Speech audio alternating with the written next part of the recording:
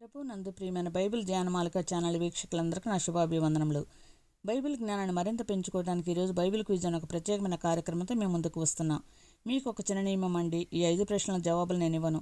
మీరే ఈ 5 ప్రశ్నలను శ్రద్ధగా వినండి. మీ సమాధానాల క్రింద ఉన్న కామెంట్ బాక్స్లో 1, 2, 3, 4, 5 నెంబర్లు వేసి తప్పకుండా కామెంట్ చేయండి.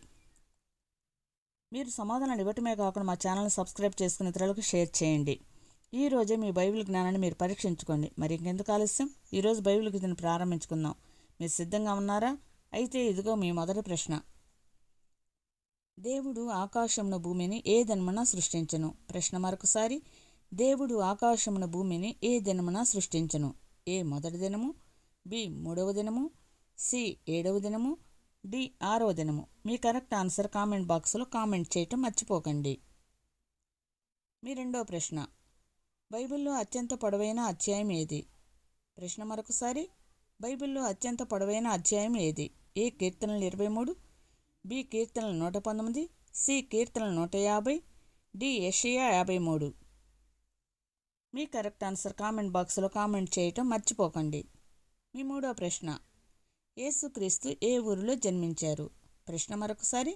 యేసుక్రీస్తు ఏ ఊరిలో జన్మించారు? ఏ నజరేతు, బి యెరూషలేము, సి బెత్లెహేము, డి గలిలయ. మీ కరెక్ట్ ఆన్సర్ కామెంట్ బాక్స్లో కామెంట్ చేయటం మర్చిపోకండి.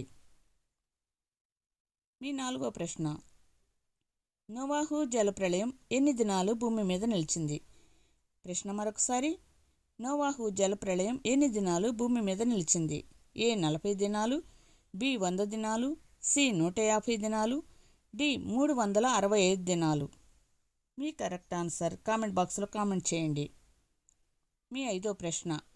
మోషేకు 10 ఆజ్ఞలు ఎక్కడ ఇవ్వబడ్డాయి? ప్రశ్న మరొకసారి. మోషేకు 10 ఆజ్ఞలు ఎక్కడ ఇవ్వబడ్డాయి? ఏ సీనాయి పర్వతం, బి నెబో పర్వతం, సి హోరేబు పర్వతం, డి సియోను పర్వతం. మీ కరెక్ట్ ఆన్సర్ కామెంట్ బాక్స్లో కామెంట్ చేసి ఇతరులకు షేర్ చేయండి.